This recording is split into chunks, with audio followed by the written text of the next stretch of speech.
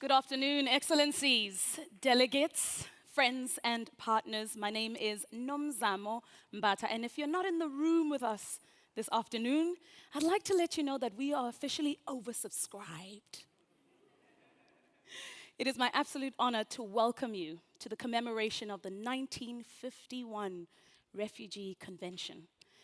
And I suppose the overflowing of the room proves true to why we continue to stay committed to this promise. As a UNHCR Goodwill Ambassador, I have had the privilege of meeting refugees all over the world. I've met communities that have welcomed refugees that have remained open, kind, and generous. I have met mothers doing their very best for their children, whether it be for today or yesterday or their tomorrow. I've met young people determined to pursue their dreams beyond their horizons. You see, those experiences have taught me that refugees are not defined by what they have lost, but they are defined by their courage, determination to rebuild their lives. And I always love to tell a story, and today I want to tell the story of John, who had come from the Congo. I was in Kakuma, and we decided to take a drive all the way to Turkana. And I see this huge makeshift structure in the middle of the camp. And so I asked the driver to stop, and I say, "What is this makeshift structure?" And one of the people who does field work says to me, "Nomzamo, that is a cinema." I said, "Well, I'm an actress. Are they casting?" So we stop the car and we get out and we get a chance to speak to John. Just outside the structure was a black board, and the blackboard had 4 films that were written in chalk. Each film had a showtime. And then he said, "I shall charge you, but the kids get free passes." We spoke to John, and as I walked away from the cinema, I thought to myself, this is why we do the work that we do. Because the spectrum of possibility goes beyond. It goes beyond just Kakuma Camp. And today we also have tangible examples of what the convention has done with a special guest, Wenyan Gabriel, who's going to be speaking later on. We must continue to protect people forced to flee, and this is why the Refugee Convention matters in today's world. The convention is more than just a legal document.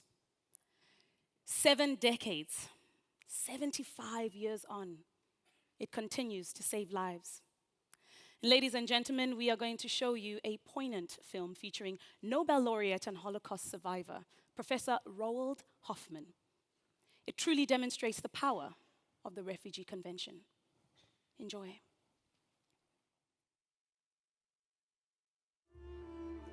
My name is Roald Hoffmann, and I am a retired professor of chemistry and a writer at Cornell University in the United States. But I began life in a very different time. Europe, 1945.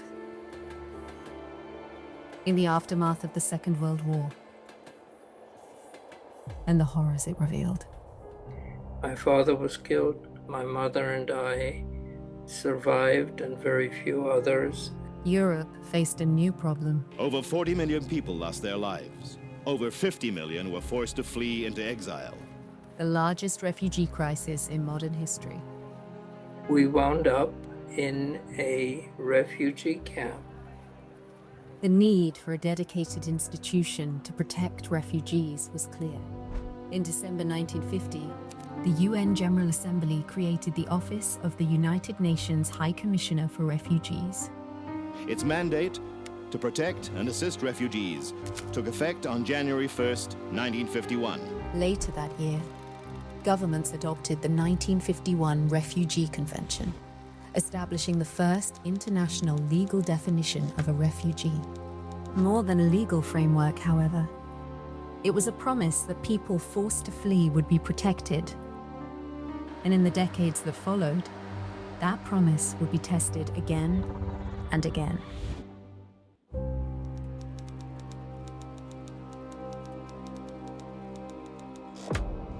sooner did the post-war refugee problem seem manageable when suddenly a new crisis.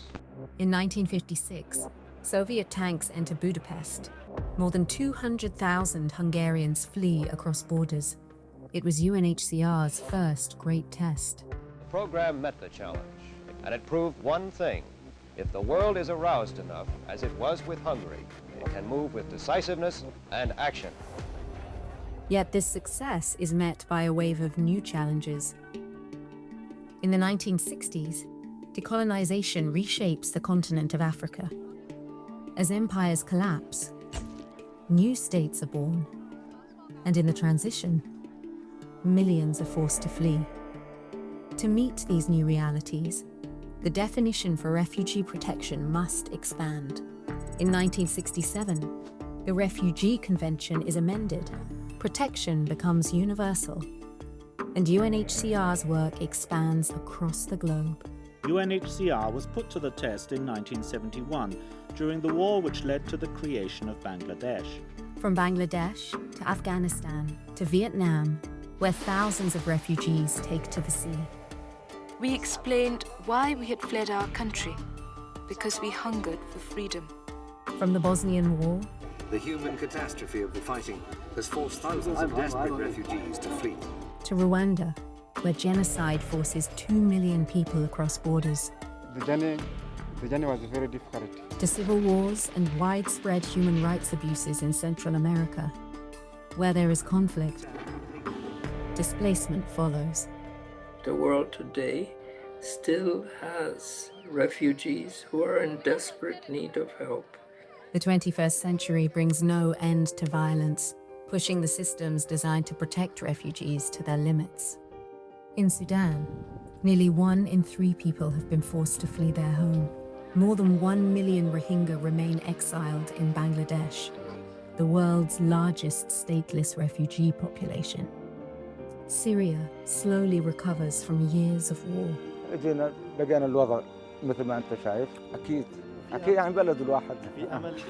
Yet instability persists across the Middle East, and with Russia's invasion of Ukraine,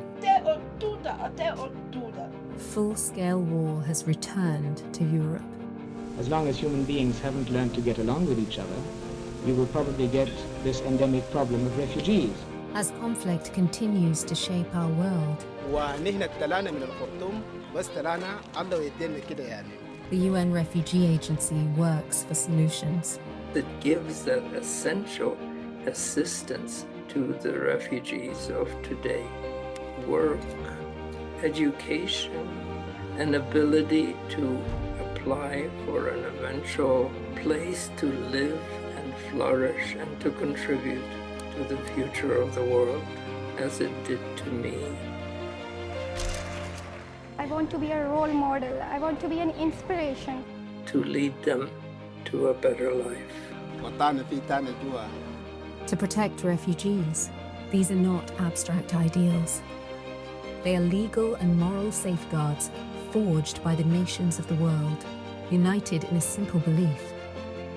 A promise that if you are forced to flee your home, swept up in the cruel tide of history,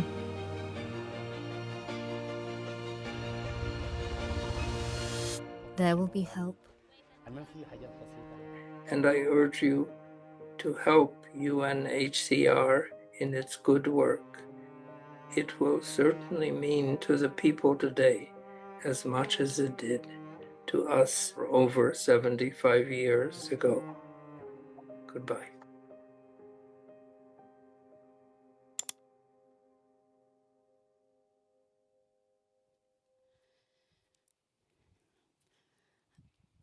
A poignant reflection, ladies and gentlemen, yes.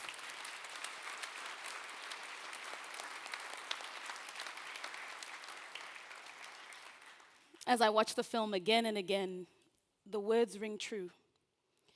Pushing the very systems that are designed to help and protect refugees to their limits.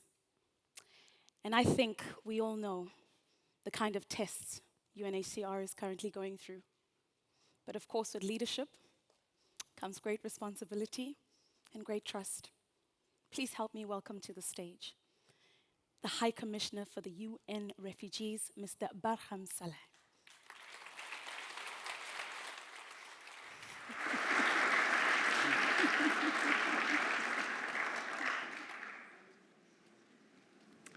Thank you so very much. Excellencies, distinguished guests, friends, colleagues, it's truly an honor for me to be here as High Commissioner for Refugees, commemorating the 75th anniversary of the 1951 Refugee Convention. It's also an honor for me to welcome Mr. Massioli, the State Secretary for Migration of Switzerland, and also State Councillor Fontanet, representing the gracious host, the Canton of Geneva, and also representatives of the great city of Geneva. And I want also to recognize and welcome my colleague and my friend, former High Commissioner of Refugees, Filippo Grandi, together with so many of you here. 75 years ago, in the aftermath of the Second World War, in this city and in this very building, nations of the world came together around a simple but profound idea that no person forced to flee persecution, violence, or war should ever be without protection. That human dignity does not stop at a border, and that international community has a shared responsibility to protect the vulnerable. That promise became the 1951 Refugee Convention. Born from humanity's darkest chapter, the Refugee Convention became one of the defining achievements of the post-war international order. For 3/4 of a century, it has saved countless lives and offered sanctuary to those who had nowhere else to turn to. Its legacy is not found in treaties or archives. It is measured in human lives, families reunited, children educated, communities rebuilt, and futures restored. Today, 75 years later, we gather to renew that promise. At a time of record displacement, increasingly complex and protracted conflicts, and when instability touches almost every region of the world, the principles enshrined in this convention provide for both a moral compass, but also a practical framework for action. Yet we gather at a time of increasingly politicized debates about refugees and asylum. Too often, people forced to flee become scapegoats for wider social, economic, and political anxieties. Too often, refugees are portrayed as burdens or threats rather than as fellow human beings. We must have the courage to confront such narratives, not because the challenges facing host nations are not real. They are real indeed. Many countries and communities are carrying enormous responsibilities and deserve much greater international support. The Refugee Convention reminds us a deeper truth. Refugees are first and foremost fellow human beings, mothers and fathers protecting their children, young people pursuing an education, workers, entrepreneurs, doctors, teachers, community leaders whose lives have been disrupted by circumstances beyond their control, but whose talents, ambitions, and potential remain intact. I know this not only as High Commissioner for Refugees. I know it because I was a refugee myself. And I know it from personal experience, what protection means and what opportunity means. Protection helped save my life. An opportunity enabled me to pursue an education and rebuild my life. I knew when I left home, forced to flee home, the anxiety of leaving what was all so familiar, leaving my community, my friends and family. But it was this convention, the very principles of protection and opportunity, that allowed me and so many others like me to pursue a life. We really need to emphasize that to see people beyond the label of refugee, and we need to see human beings with potential. They also affirm an important and powerful message. Refugees should never be defined by the moment they flee home, but by what they can become when given a chance to rebuild their lives. And there is another truth we often forget. Most refugees want to go home. They do not want to be refugees forever. They want to return home to the places where they grow up, where their memories were formed, and to the homeland they still call home. There is a beautiful Kurdish saying that captures that perfectly. It says, Paris is sugar, but home is sweeter. So homes are truly sweeter. Refugees are not the cause of displacement. They are a consequence of it. Displacement, we have to admit and recognize, often reflects the international community's failure to resolve conflict and sustain peace. Too often we mobilize only after people have fled. Too rarely do we invest enough diplomatic energy and political will to prevent the crisis that forced people to flee in the first place. Humanitarian action saves lives. Protection saves lives, but only peace addresses the root causes of displacement. When conflicts erupts, women and girls often bear the heaviest burden. They face heightened risks of violence, exploitation, and abuse. They are often left to carry families and communities through the most difficult of circumstances.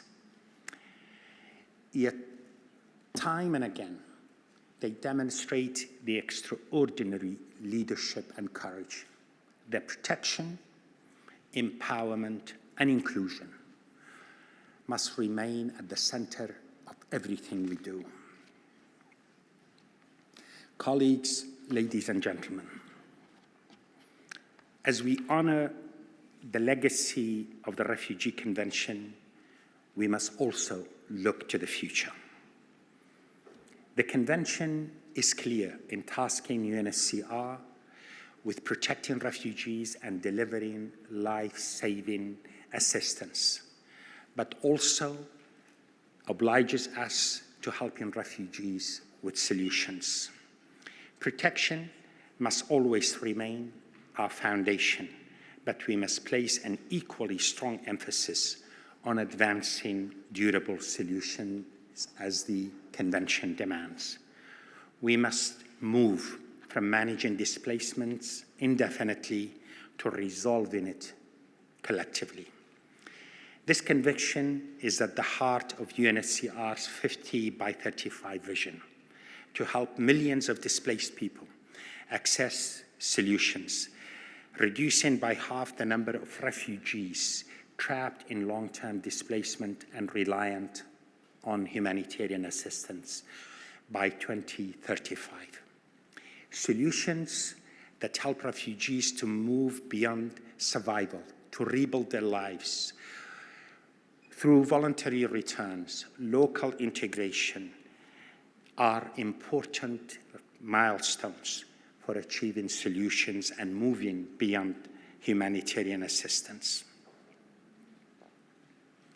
75 years ago, the world made a promise. Today, our responsibility is to keep that promise alive. The promise, a renewed commitment to the values that inspired this convention, to affirm our shared humanity, to recognize our shared responsibility, to stand with our fellow human beings who are forced to flee, to stand with refugees, and to ensure that this remarkable promise continues to protect people in need of protection. That is the legacy of the Refugee Convention. That is what UNHCR, with your help, is committed to delivering on. Thank you for being with us on this very important occasion.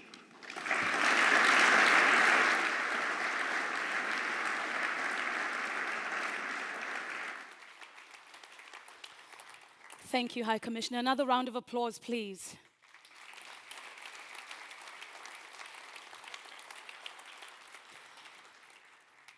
So the Refugee Convention was signed here in this very building 75 years ago. And as we mark this anniversary, it is especially fitting that we should hear from a representative from the government of the Swiss Confederation. Ladies and gentlemen, please help me welcome Mr. Vincenzo Massioli.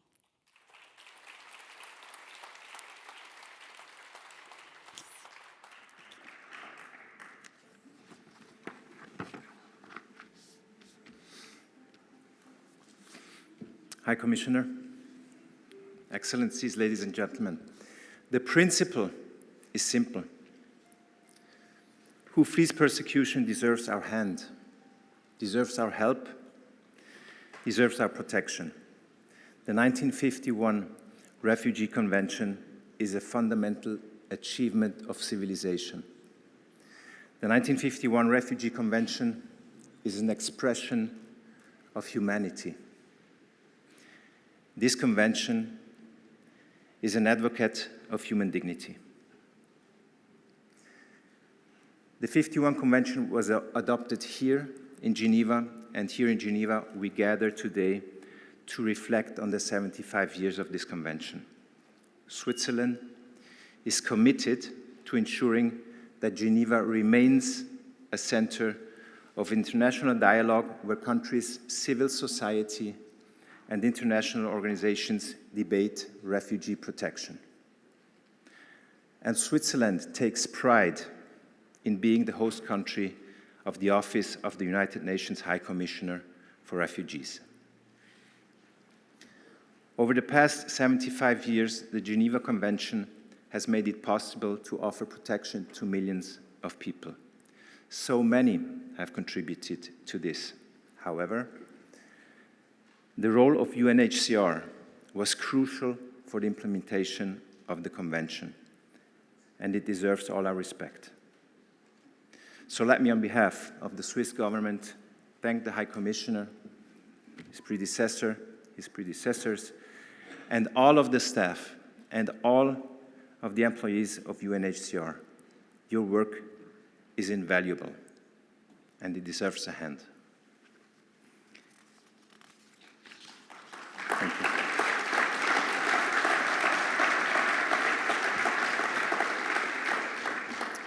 In some cases, anniversaries are simply the occasion to look back and appreciate what has been achieved in the past. We all agree that today, with regard to this convention, this cannot be sufficient, because we all are aware that we live in unstable times, we live in uncertain times, certainties are beginning to waver. The rule of law seems increasingly vulnerable, even in some countries where people thought that the rule of law was an inviolable given.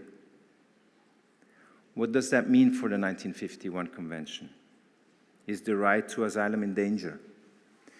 Is refugee protection facing a paradigm shift in these times? That is not a simple question. One thing, however, is very clear. If what we stated before is true, namely that refugee protection is a major achievement of civilization, and that refugee protection is an expression of our humanity, then there can only be one solution or one conclusion. We must all feel obligated to uphold the right to asylum and to protect this convention. We know that the 51 Convention is a consequence of the crimes against humanity and the persecutions of World War II. It has been 80 years now since the end of World War II, and for younger generations, this epochal event will no longer be the same absolute point of reference as it is for us, and as it has been in the past decades.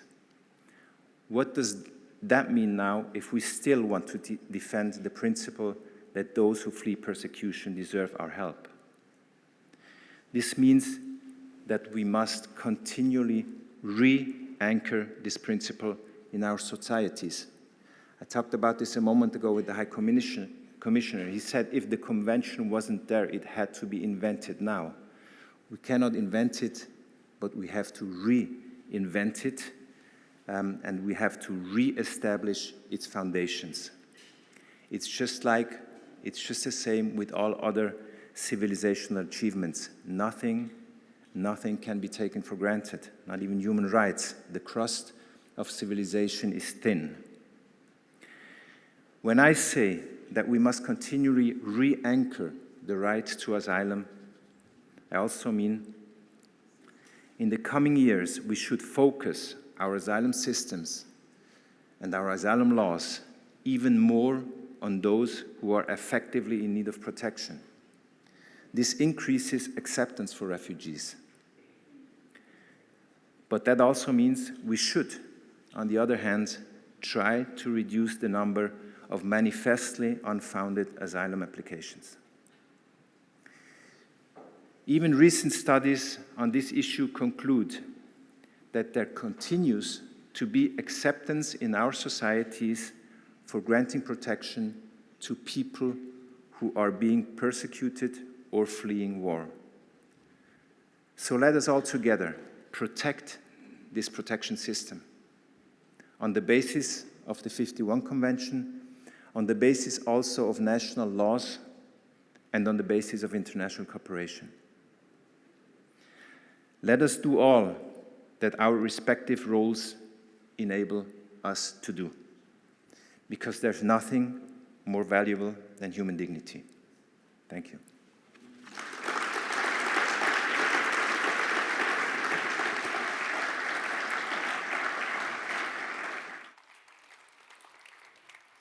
Thank you, Mr. Mascioli. Thank you for reminding us of the power of anniversaries, that it not only requires us to look back, but also look forward, and I suppose reflect on the times that we live in. This room continues to just be filling up. Hello, everyone. Thank you for joining us. We now turn to a very, very special guest, and I did offer my services of being a backing vocalist, but High Commissioner, that was denied. So I will be with everyone in the room enjoying this incredible, incredible performance. She is one of the very few women in the world, you heard that right, in the world who plays the kora. Her music is a blend of African traditions with soul, folk, and pop. And as we reflect on the values of the convention that we have heard about this morning, or this afternoon, I should say, I'm delighted to introduce, featuring Nicola, to introduce Belgian Cameroonian singer-songwriter who will be performing her song, Ancestors. Her name is Libiana.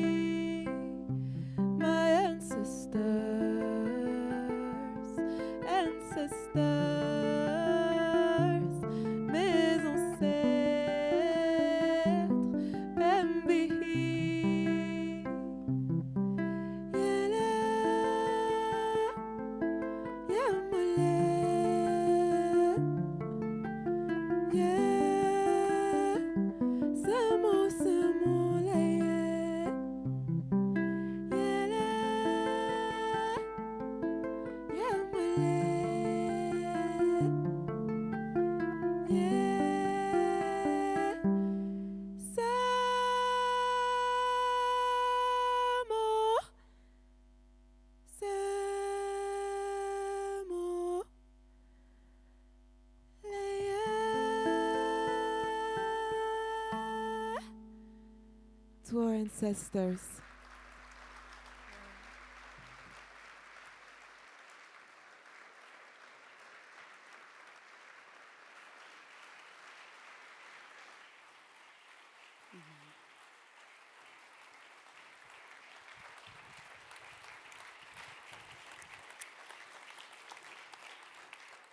Luviana, do you just realize the energy you've set in this room? Thank you for what a beautiful, beautiful performance. Wow, wow, wow, wow.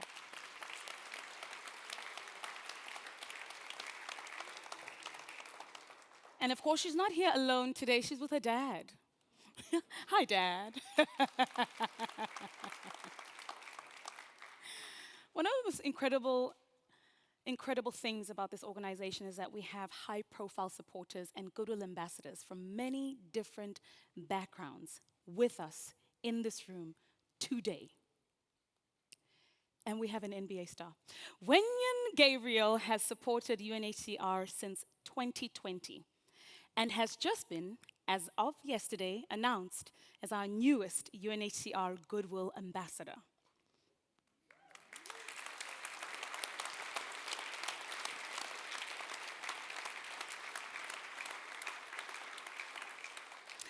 Wenyan is a South Sudanese American professional basketball player for FC Bayern Munich of the German Basketball Bundesliga, BBL, and the Euro League.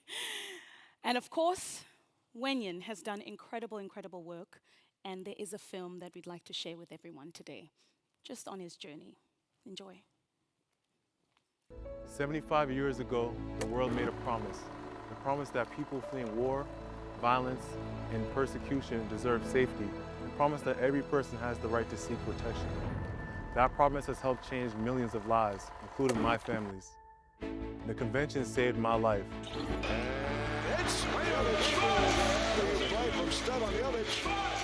In South Sudan, I witnessed how it's saving lives right now. I'm not a legal expert. I couldn't recite the articles of this convention, but I've seen its spirit being upheld, not by scholars, but by everyday South Sudanese communities sharing their land, their water, their schools with hundreds and thousands of people who fled Sudan and South Sudanese returned after years of displacement. Here's what I understood in Maban. The convention wasn't written for refugees. It was written for everyone, because nobody chooses to become a refugee. My family didn't, the families I met didn't. 75 years on, the promise still works. It's the world's promise to you and to me that if the worst day of your life ever comes, the door will open. If the people with the least can keep the world's promise, the people with the most have no excuse. 75 years ago, we made that promise to each other. What I need the world to hear is this. The convention was made for all of us, and it takes all of us to keep it until everyone is safe. 1, 2, 3, family!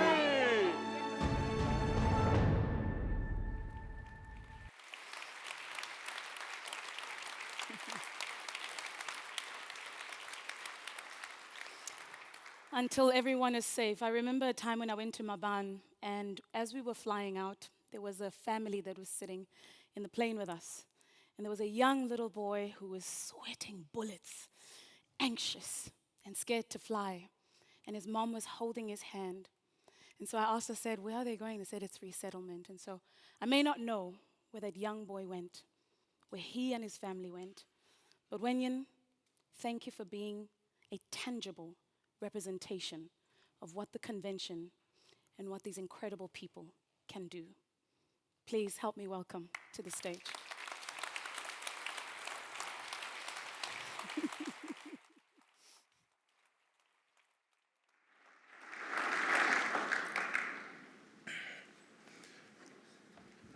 I came into this world already uprooted from my home. Before I was born, my parents, themselves still very young, fled the conflict in what is today the country of South Sudan. They fled the north to the capital, Khartoum. Although life there was hard for people from the south, they started a family in 1990 with the birth of my Kumut, my oldest brother. Then came my oldest sister, Karimo, and my older brother, Mabor. But this joy turned into grief when my sister, Agar, died because there was no medicine to treat her. I was born the following year in 1997, and in honor of my sister, my parents named me Wenyan, which means to wipe away your tears. Not long after that, my family was forced to flee again. They sold everything we had, and we escaped to the north again. This time, we were in Egypt. When we arrived in Cairo, we registered as refugees, and my father started volunteering for the UNHCR office, helping wherever needed. After a long process, our family was identified for resettlement, and soon after that, we found ourselves boarding a plane for a place called New Hampshire. It was very cold there. We were going to build a new life in the United States. It felt like a miracle. Sure, life wasn't easy, and my parents worked 2, maybe 3 jobs at a time to keep us going, but we were safe, and my siblings and I were granted opportunities that shaped our lives. For me, that opportunity came in the form of being able to go to university and then playing basketball. You know, millions of kids dream of playing in the NBA for a famous team like the LA Lakers. In my case, that dream came true. 2 years ago, I even became an Olympian, and that was one of my proudest moments. I went to Paris, and I was able to represent South Sudan.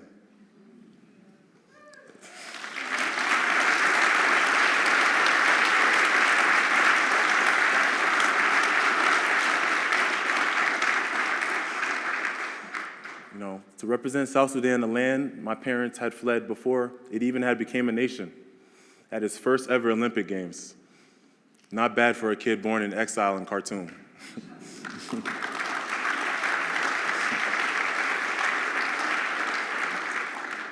My family and my South Sudan teammates are living proof that when you give refugees a chance, we'll make something of it.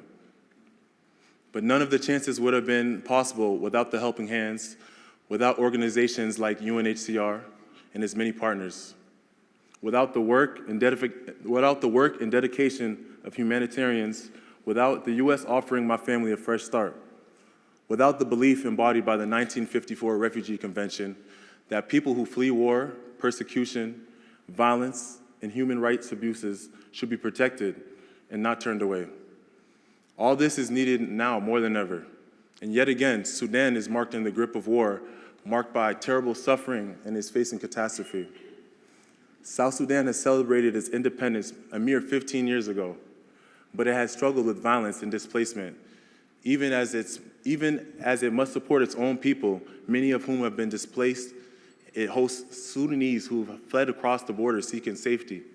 I've seen this with my own eyes when I visited Maban near the Sudanese border. This month with the UNHCR, I met mothers who fled bombs, mothers who were separated from their children in the chaos of the journey, families who kept moving from one country to another, simply looking for a place where they could be safe. One mother told me that all she wants now is to sleep in peace, without fear, without the sound of drones overhead. She told me, no one should have to experience what we went through. I visited a school in Kaya refugee camp where I met students who shared letters that I brought with me today.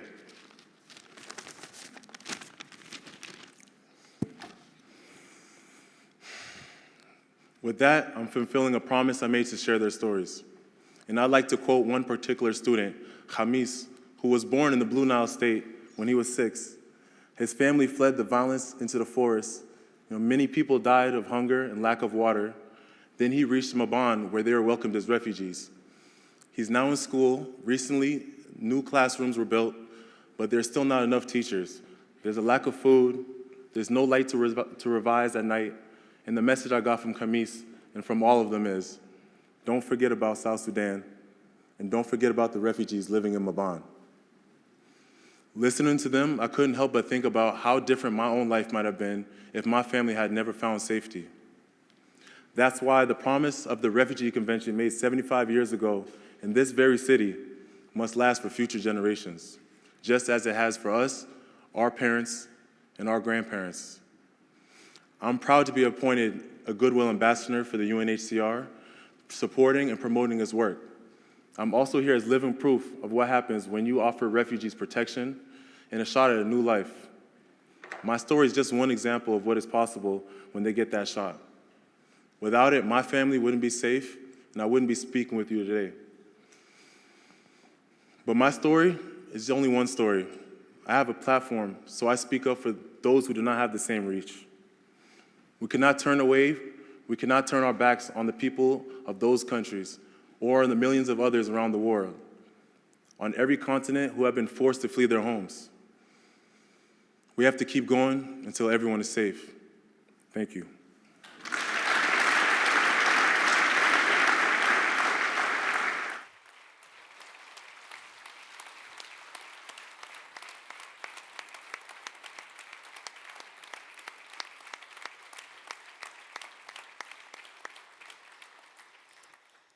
Thank you, Enyin, and welcome to the UNHCR Goodwill Ambassador family. Not bad for a kid born out of exile in Khartoum. Now, please help me welcome Nadia Murad. She is a Nobel Peace Prize laureate who has remarkable courage and has inspired millions worldwide.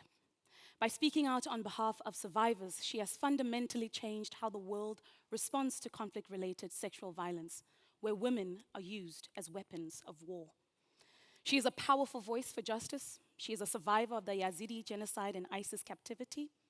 She turned her experience into a global movement, driving the creation of landmark international mechanisms and holding world leaders accountable.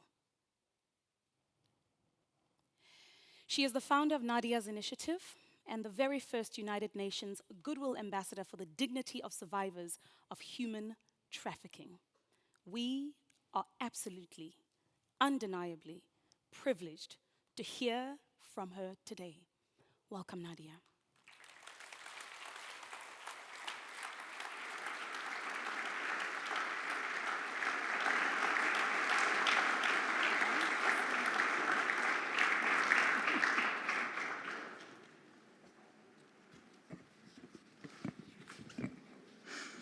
Hi, Commissioner Saleh, Excellencies, friends.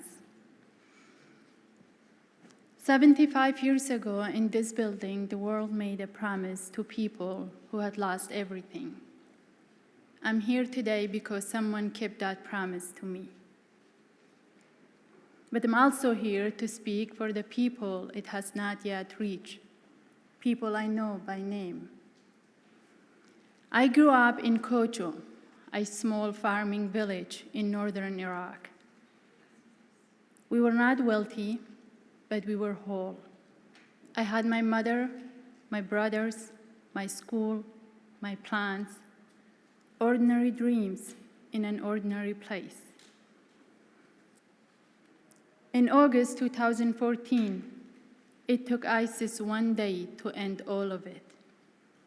They came to destroy the Yazidi people, not as a side effect of war, but as its purpose.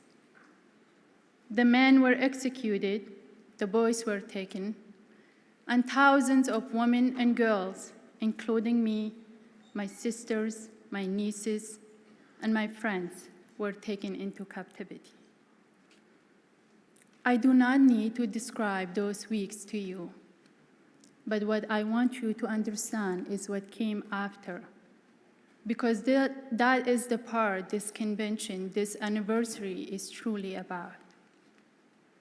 Like hundreds of thousands of people, I found myself in a displacement camp, a city of tents, everyone waiting, no one knowing for what. We were alive, but I learned something in that camp that has never left me. A camp can save your life. It cannot give you a life. Then one day, my name was on a list. Germany had opened its doors to 1,000 survivors of conflict-related sexual violence. I was one of them. I received care. I learned a new language. I found my voice, the voice that I'm using right now in this room. All of it because one country decided that a stranger's future was worth something. And I chose to use that voice to advocate and demand justice. Because justice for genocide is strongest when survivors lead it. And that is only possible when survivors are safe, when we have the standing to speak, to testify, even to return to the place where it happened. Germany gave me that safety. That is what the Refugee Convention truly is: a key to protection, to safety, to dignity, a key to justice. But the people I left behind in that camp were no less deserving than me. Nearly 12 years later, most of them are still there, in tents built to last months, not decades. And my community is not unusual. This is the ordinary shape now of displacement everywhere. Not weeks, not months, decades. Whole generations raised in a waiting room. I was one of the lucky ones, but safety should never be luck. Safety is a right, and a right that depends on luck is not yet a right. So on this anniversary, I want to say something with love for this institution and with the honesty this moment demands. The world cannot abandon its responsibility to protect people. That is the promise of 1951, and it must never be broken. But we must also be truthful about what protection means. Keeping people alive in camps year after year is not protection. It is protection postponed.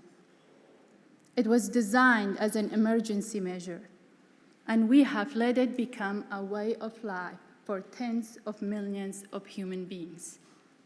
And I refuse to accept that this is the best the world can do, because I know it is not. We are not a poor world, we are a distracted one. The resources exist to help the most vulnerable. The resources exist to help millions of people go home, to rebuild the schools, the farms, the clinics, the way survivors in my community have been fighting to rebuild Sinjar house by house with far too little help. And where going home is impossible, the resources exist to open real pathways to a real future somewhere new. The world does not lack the means to end displacement. It lacks the decision. Solutions are not more expensive than the alternative. There is nothing more expensive than a crisis we choose to make permanent. And let us remember what protection feels like from the inside, because I have felt both sides of it. To be protected is to sleep without listening for footsteps. It is to plan next year, not just tomorrow. It is to raise your children without the fear that a knock on the door, a change in politics, a piece of paper can undo your whole life. Millions of refugees live without that peace, in legal limbo, in uncertainty, in fear of being sent back to the danger they fled. A person cannot heal while constantly looking over their shoulder. Protection is not only a border you are allowed to cross. It is the certainty that no one will push you back across it. That is why I'm proud to add my name to the promise. Not because it is a ceremony, but because it is a commitment. The same commitment made in this building 75 years ago, renewed for a harder time. And we are here today to ask leaders everywhere to renew it, not only in words.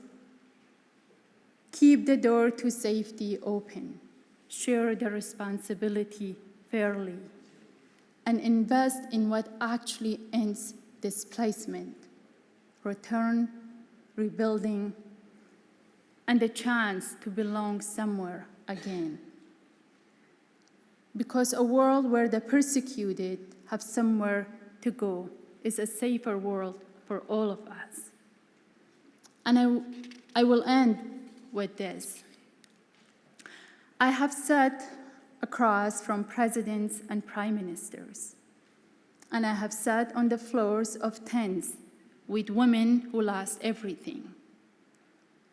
And I have learned that the distance between those two rooms, between where power lives and where its consequences live, is the space in which every promise is kept or broken. I carry both rooms with me everywhere.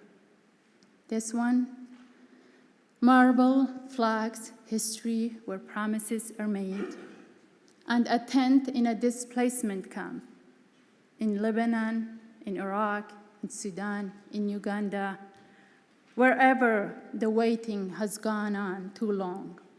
where a woman my age is raising children who have never seen their village, still waiting for the world to remember her. For 75 years, we have understood the unimaginable suffering displacement causes. We have documented atrocities, measured crises, expressed outrage. We have learned how to respond to emergencies. But our ambition must be greater than response alone. If the last 75 years have been defined by protecting those forced to flee, let the next 75 be defined by restoring what they have lost. Thank you.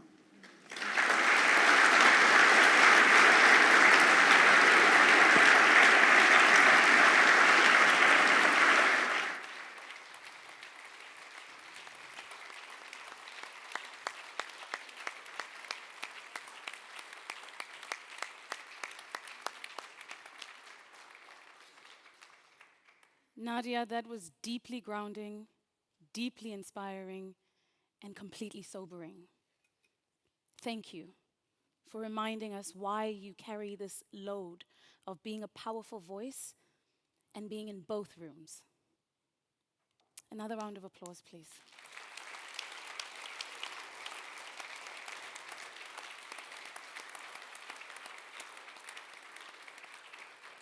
And I suppose we will walk away today thinking about the expense of a crisis that is becoming permanent, and it shouldn't be.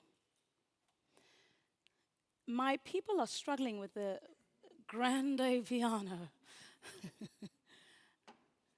Do you need a woman to help?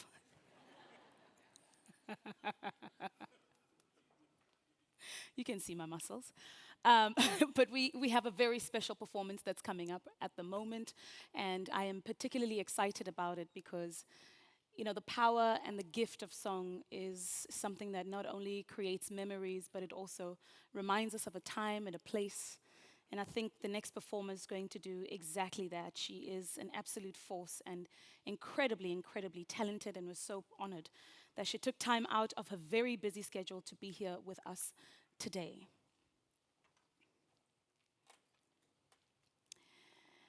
Valentina Narfonita is a Moldovan opera singer, humanitarian, and UNHCR high-profile supporter. She is one of the most in-demand European sopranos of her generation. She is also the winner of Singer of the World.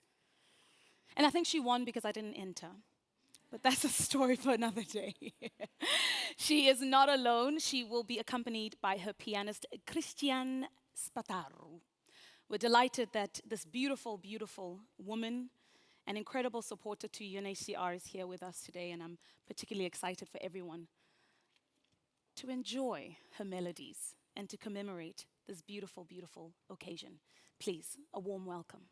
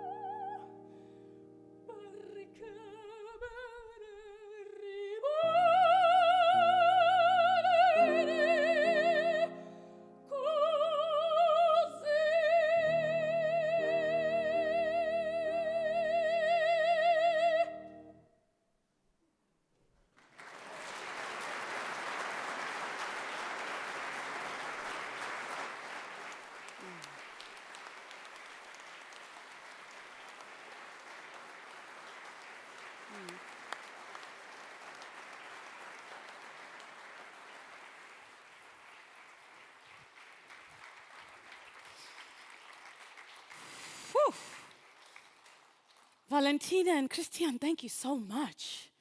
That was powerful. Thank you. Wow, incredible.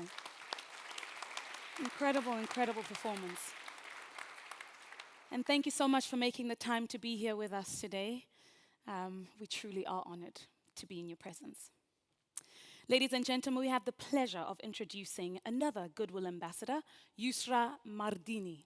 Yusra's story of bravery as a Syrian refugee crossing the sea from Turkey to Greece was shared with the world in the powerful Netflix film called The Swimmers. If you haven't seen it, run, don't walk.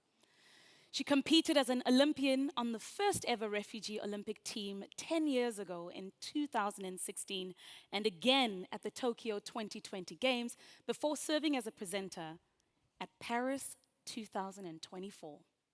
She became UNHCR's youngest ever Goodwill Ambassador in 2017 at the tender age of 18 years old. Since then, she has shared her experience of forced migration to shine a light on the realities faced by displaced people across the globe. Please welcome Yusra.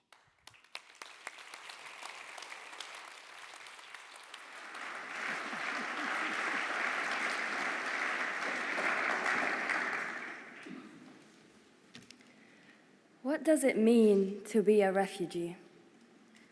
I have spent many years trying to answer that question, and the truth is that it meant something different at every stage of the journey. There is the day I had to flee my home, a day of fear, shock, and disbelief, a day I never imagined would come, a day I will never forget. When I left Syria, I never imagined how long I would be far away. Like many others forced to flee, I thought I would return home much sooner. I didn't know that I was saying goodbye to everything I knew. Then there is the journey in search of safety. I traveled with my sister, but many people make that journey with friends, family, or completely alone. Some are just children. I faced dangers I never thought I would face. Then came the day I finally reached safety. People often think that is where the story ends. But I know it isn't. Safety is the beginning of another chapter. I wondered, where would I sleep? Where would I stay? Would I be welcomed or turned away? Whether I would ever feel like I belonged again. Whether I would be able to study again, work again, dream again. I carried everything I had lost with me while trying to imagine a future I can no longer see. Slowly, because I was given the chance, I began to rebuild. I learned a new language, I made new friends, I returned to school, I found purpose again. I discovered strength I never knew I had. Some days I felt hopeful, other days I felt like giving up, but I kept going. I know that journey because I have lived it. I know what it feels like to arrive somewhere with uncertainty, but also hope. I also know what can happen when people choose to open the door instead of closing it. Because when refugees are given the chance to have safety, dignity, and opportunity, incredible things can be possible. For me, that meant continuing my education, returning to my home, which is the pool, competing as an Olympian, and eventually becoming someone who could advocate for others who have been forced to flee. A few months ago, I actually made it home. I returned back to Syria for the first time in 10 years. It was one of the most emotional, if not the most emotional, experiences of my life. I watched families crossing back into their country with tears of joy, only to find homes, schools, roads, and hospitals completely destroyed. Their happiness at returning home was real, but so were the enormous challenges waiting for them, including myself. It reminded me That returning home is not the end of the refugee story. Sometimes it's the beginning of rebuilding all over again. So I come back to the question, what does it mean to be a refugee? For me, it meant finding courage and resilience I never knew I had. It meant losing hope and somehow finding it all over again, while refusing to let it define my future. But none of us rebuild alone, right? This is what the 1951 Refugee Convention means to me. It is more than just a legal document, it's a promise. A promise that people fleeing danger will be protected. A promise that they will not be sent back to persecution. A promise that they will have the opportunity to live, rebuild their lives with dignity. I know what that promise looks like because it changed my own life. Without that protection, I would not have been able to have the chance to continue my education. I would have not become an Olympian. I would not have had the privilege of standing here today safely. That is why this convention matters, because refugees do not need pity. We need allies, people who defend our rights, people who create opportunities instead of barriers, people who believe in our potential, not just survival. I stand here today because people gave me that chance. Every refugee deserves that same chance. Because behind every refugee is not only a story of loss, but a future that is still waiting to be written. Thank you so much.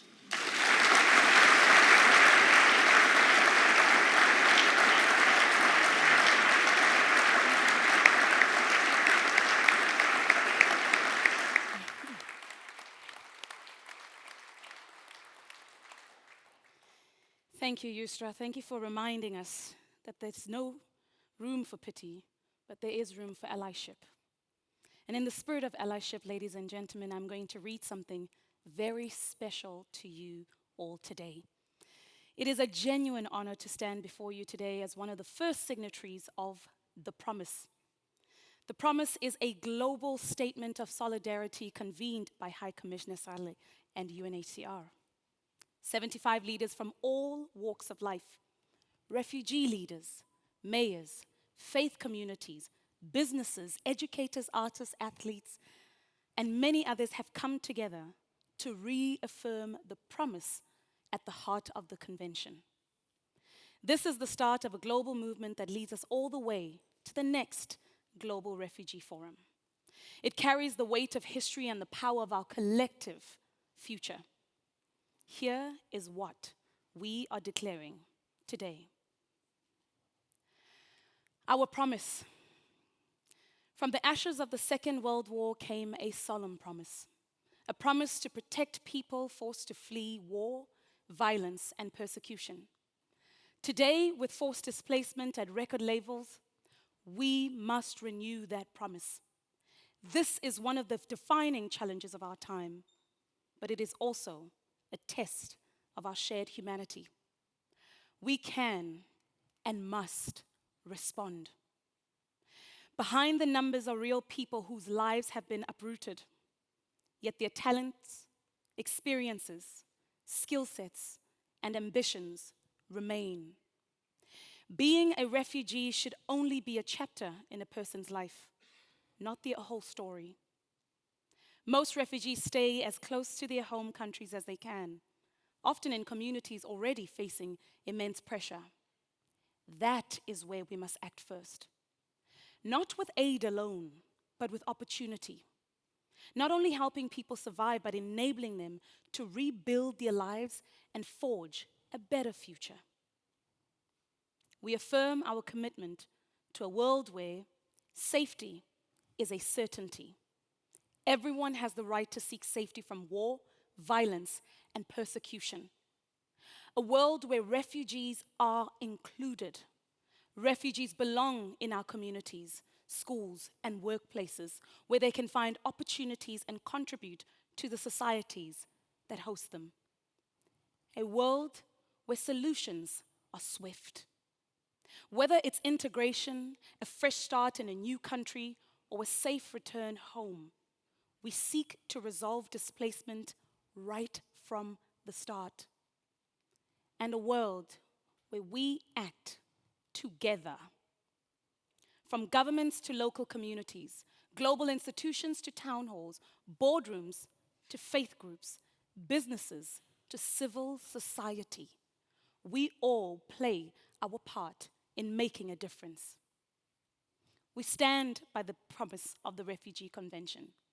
We choose action, compassion, and solidarity until everyone is safe. That is our promise today and every day. And you can find more information about the promise and its growing list of signatories on unhcr.org/the-promise.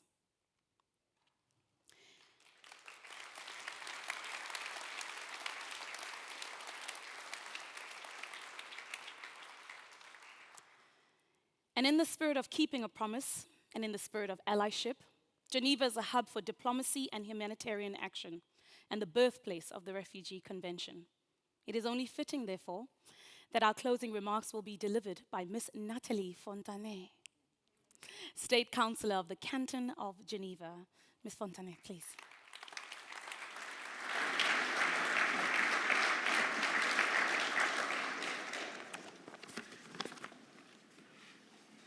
High Commissioner, Excellencies, dear friends. 75 years ago, a group of diplomats gathered a few steps from here. It was a Saturday in July. The lake was calm, our streets were quiet, but the world was still counting its dead. Those men and women had seen what happens when a person knocks on a door and no one answers. Many of them had lived it personally. And so, in Geneva, they wrote down a promise. A simple one, really, that a human being fleeing persecution would never again be turned away into danger. That refugee would not be an insult or a burden or a statistic, but a status, a right, a claim on all of us. We just heard that promise read aloud. I would like us to sit with it for a moment, because a promise made in Geneva is a promise Geneva must help keep. Let me be honest with you about where we stand. At the end of last year, almost 118 million people were forcibly displaced across the world. 41.6 million of them are refugees. Nearly 69 million are displaced within their own countries. But there is also, for the first time in more than a decade, a small piece of good news hidden in those numbers. They went down, slightly, by about 4%. However, we must be careful with that figure. It reflects, above all, large returns to Syria and to Afghanistan, returns that often took place in a fragile, precarious conditions. Going home to rubble is not the same as going home. So no, we cannot speak of a world that is healing. We can only speak of a world that has not stopped needing this convention. And here is what I want to say tonight as a representative of the host authorities. Geneva did not sign that text as a spectator. This canton has offered refuge for centuries, long before 1951. Refugees built a watchmaking industry. They taught in our schools. They founded our banks. They enriched our lives with new languages. We know from our own history a truth that fear too often obscures. Those who arrive with nothing do not take from a place, they give to it. Tonight we heard that truth again from those who lived it. A young woman swam for her life, and then she swam for the world. An athlete, a laureate, an artist stood before us. Every one of them was at some point a name on a list, a case file, and every one of them is living proof that what this convention truly protects, not misery, not possibility. So what does Geneva owe this anniversary? Not nostalgia, not self-congratulation. Our task is quieter and harder, to keep this land a place where humanitarian law is not negotiable, where the institutions that protect the displaced can work, and where the word refugee is spoken with respect. The Canton of Geneva stands with UNHCR, and it has for 75 years. That is not a courtesy, it is a commitment. The diplomats of 1951 did not imagine that they were writing for us. They hoped, I think, that we would not need their text for long. They were wrong about that. But they were right about something more important, that even after the darkest decade in memory, states could still choose principle over fear. That choice remains ours every year, every border, every knock on the door. Thank you, and happy anniversary to a promise still worth keeping.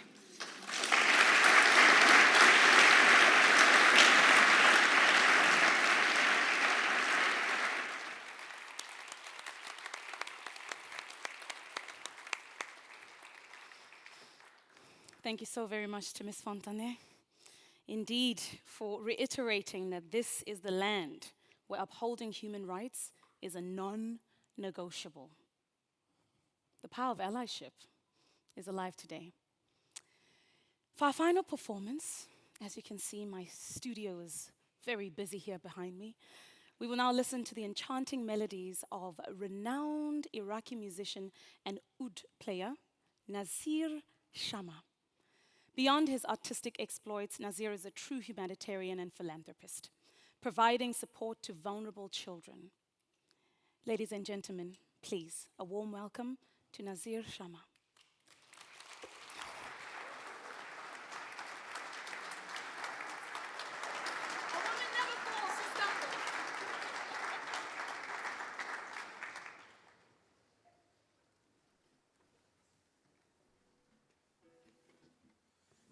Good evening.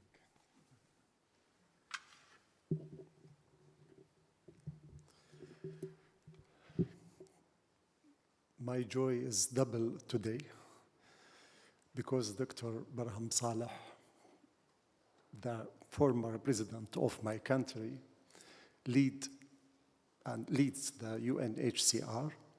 It is an important humanitarian responsibility. The reasons for displacement may change, but the same problems always stay in this life. I am working with UNHCR maybe 40 years in different countries, in different camps. And I choose, at the end, I choose something to teach the refugees in different countries. Now we have many musicians in the world studies in my schools, in Cairo, in Baghdad, in Abu Dhabi, in Riyadh, now the last one, in Khartoum. We have very good jobs there. And this, if somebody, they don't see this instrument, this is very old instrument, and it's like father for all the family strings. The oud, it's born in Akkadian period in Iraq, 2350 BC. For the hope, I will play now my composition, A World Without Fear.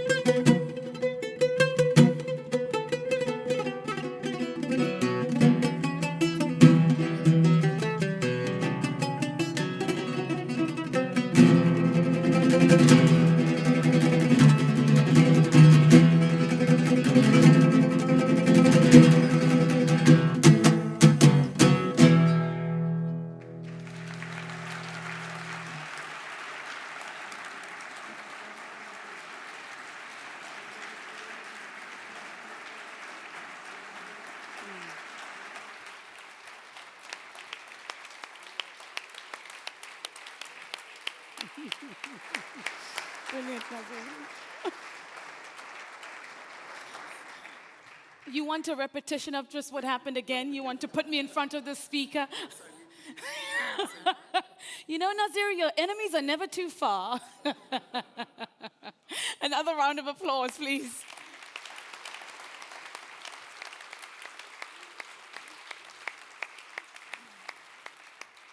What a beautiful piece, a world without fear. But the reason why I didn't tumble is because Lubiana brought my ancestors in here, and my ancestor says, you will not touch the ground. 75 years ago, 75 years ago, unprecedented, most challenging times that were completely unpredictable. The names may be long forgotten. In 75 years' time, those who are faced with fear right now, as we're faced with insurmountable challenges when it comes to development, and though the work may seem that we're moving the goalpost, or are we moving the goalpost? It matters that we move without fear. It matters that we forge forward.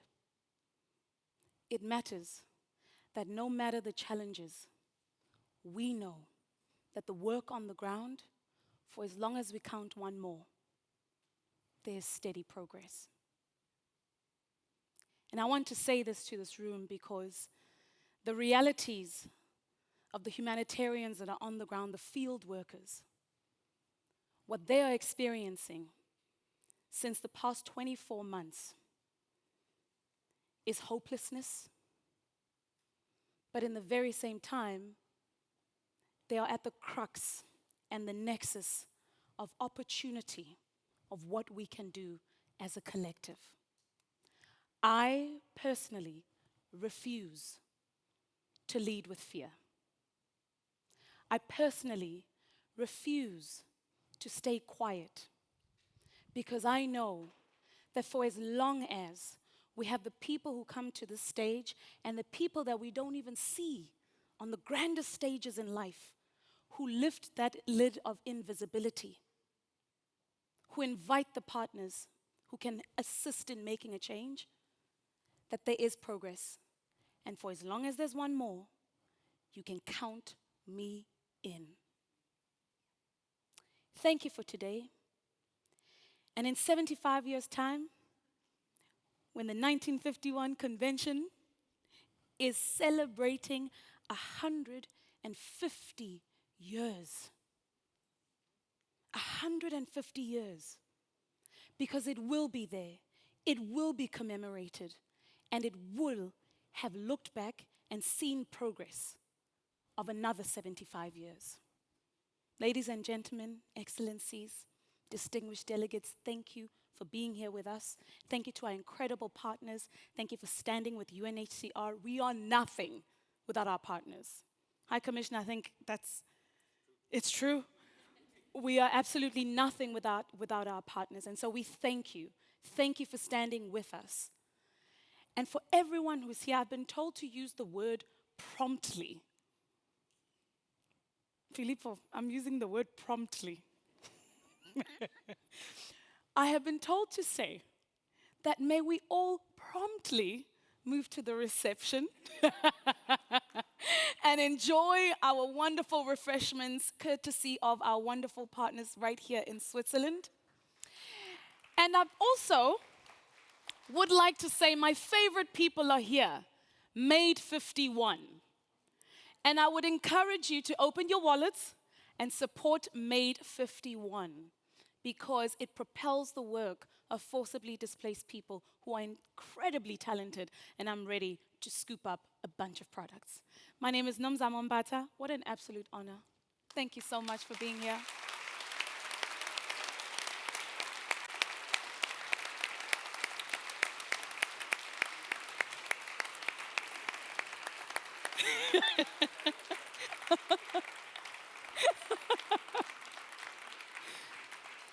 And now we will move with promptly.